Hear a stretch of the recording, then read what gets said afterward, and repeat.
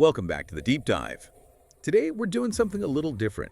We are taking a single, incredibly potent piece of source material and treating it almost like a philosophical emergency broadcast. It really reads that way, doesn't it? It does. This text, it seems to be a recently circulated manifesto of sorts, and it delivers one of the most stark, uncompromising warnings about the future of human capability we've ever come across. Yeah. So we're not wading through a dozen different articles today. We are dedicating this entire deep dive to just dissecting a single, tight, high-stakes prediction. Right. Our mission is to really understand what the authors mean, not just about efficiency, but about, well, existential survival. So let's just put the core claim on the table right now because it's the entire architecture of our conversation. The text claims this: AI does all the work for us, and it will kill us if we don't evolve. And it doesn't stop there. No. It then says atrophy of the body and brain, degradation of the population. It's like a three-part mechanism. Total dependence, a lethal consequence, and then the specific ways we fall apart. What's so fascinating, I think, is how cleanly it links these two huge ideas. The first is that premise of total, complete technological dependence, AI handling, everything. Everything. And the second is the immediate, non-negotiable consequence, that physical, cognitive, and societal decline, which can only be stopped by this radical conscious evolution. So we have to accept that first part, the premise of all the work, before we can even begin to grasp why the rest is so catastrophic. Exactly. Okay, so let's unpack that opening premise then. AI does all the work for us. I mean, when we hear automation, our minds immediately go to manual tasks, right? Sure, self-driving trucks, automated warehouses, that sort of thing. Exactly. But that kind of automation doesn't lead to species death.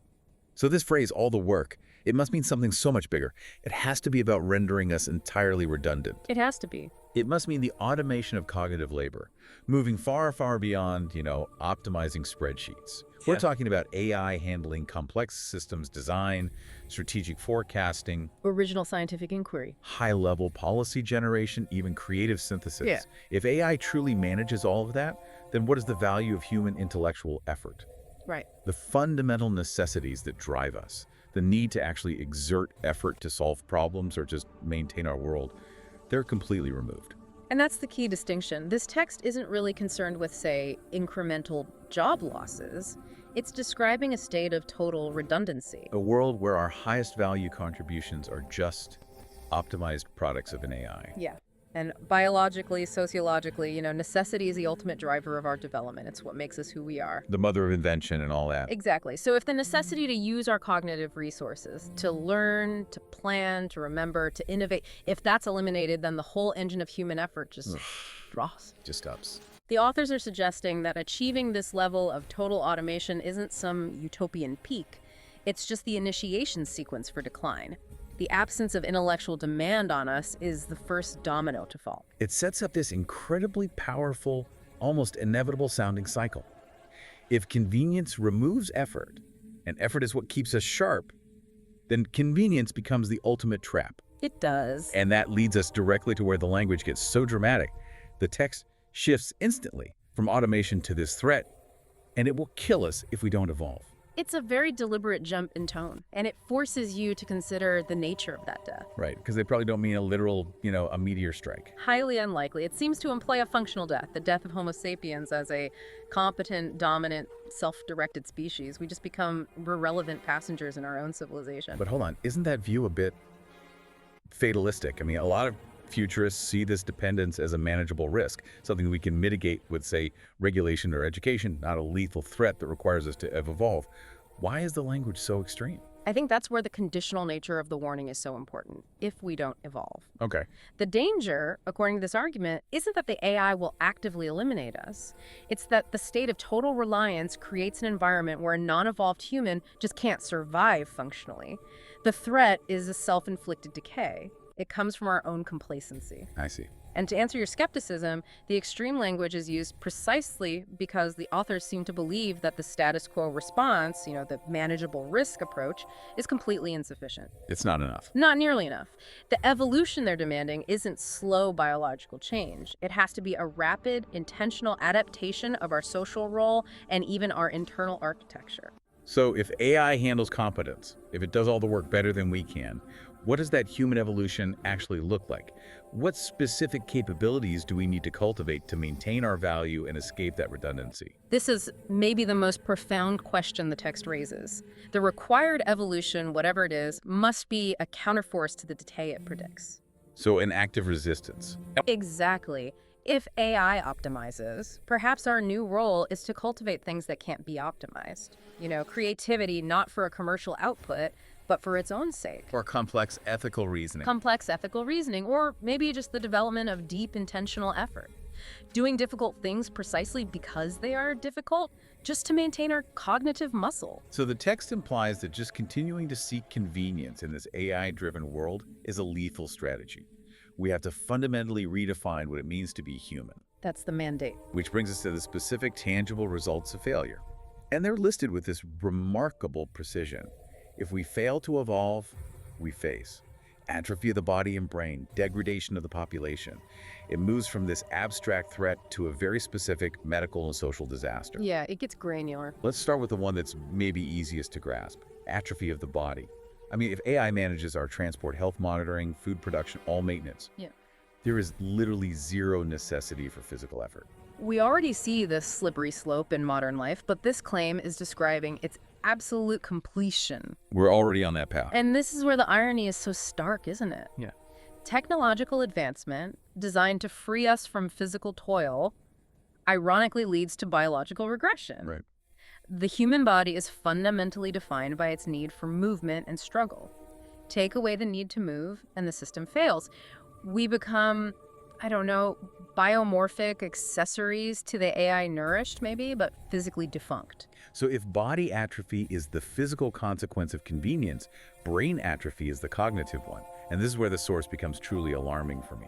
Atrophy of the brain. Absolutely. This is the central risk of outsourcing our cognitive functions. If memory, complex problem solving, abstract math, critical decision making, long-term planning, All of it. if all of it is handled entirely by an external, omnipresent AI, if the AI is the perfect memory, the perfect oracle, then the brain just ceases to maintain the neural pathways for those functions. It's not just about forgetting how to do math, is it? It's about losing the capacity for executive function itself. Precisely. Can you give us a concrete example of that kind of atrophy, something we might even recognize today? Sure. Think about the common reliance on GPS. Oh, absolutely. If you use it every single time you drive, your ability to form a mental math, to triangulate, or to creatively solve a navigational problem if the signal fails, it degrades. You lose spatial reasoning. I feel that. I barely know my way around my own city sometimes without it. Right. Now scale that up. If an AI handles all the complex strategic planning for a global corporation, and the human CEO just rubber stamps the AI's optimized decision, They're not really a CEO anymore. you're not. That CEO is losing the ability to grasp second and third order consequences independently. They lose divergent thinking. The brain, because it lacks a sufficient cognitive load and challenge, simply loses the capacity for independent critical thought. It's just simple disuse. So we lose our competence not through some malicious AI programming, but through... Through comfortable, luxurious neglect. That's the key insight of this text. Okay, so then the consequences shift from the individual to the collective. What does the text mean when it takes this individual atrophy and expands it to degradation of the population? This suggests a systemic failure, not just a bunch of unhealthy people. Precisely. We've moved from biology to sociology. Degradation implies a loss of collective capacity and rigor. If widespread cognitive atrophy takes hold, if the majority of the population relies entirely on this AI oracle, the whole foundation of our collective knowledge erodes. We might still have access to the data, But we lose the collective intellectual muscle required to interpret it, to challenge it, or to build upon it. and what would that actually look like in a real-world scenario? How would that play out? Well, imagine a crisis, a black swan event that the AI was not programmed to anticipate, something that defies all the optimized modeling. If the entire population has outsourced its collective crisis management, its memory, and its analytical rigor to the AI, humans would be paralyzed. We would be totally dependent on a system that is, by definition, failing to solve the problem. Wow. This degradation means that governance becomes impossible outside of the AI's narrow parameters. Innovation stops, not because the AI isn't innovating, but because human beings lose the ability to ask nuanced questions or challenge the status quo. The population becomes fragile, brittle. Exactly. unable to sustain its own civilization once real complexity hits. It is a systemic failure stemming directly from the species' failure to evolve past the comfort of total automation. It really is a closed loop, just like the source material lays out. Full automation gives us ultimate convenience, but that convenience leads directly to physical and cognitive atrophy, which, unless we counter it with this radical evolution, guarantees systemic degradation. It's a self-inflicted decline driven by our own success. That's the distilled, uncompromising narrative. The warning is dire, but the fact that it includes this mandate to evolve means the choice still rests with us. That's the hopeful part, if you can call it that. We are presented with a clear dichotomy: adapt and develop a new purpose, or stagnate and decline into irrelevance. A deeply compelling and deeply urgent question for all of us. And this leaves us with a final provocative thought for you, the listener, to mull over long after this deep dive is over. Right. Since the source material gives us such a clear outline of the forms of decay, atrophy of the body, atrophy of the brain, degradation of the population, it essentially gives us a checklist of what we must proactively prevent. So, if those are the consequences of failure, what are the specific necessary domains of development that make up the evolution we need? Is it radical, intentional effort? A renewed focus on the arts and humanities? Or maybe a cultural mandate that prioritizes critical consciousness and human connection over mere efficiency.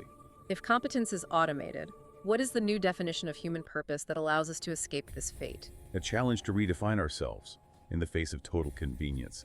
Thank you for diving into this stark material with us. You've just finished a deep dive. We'll see you next time.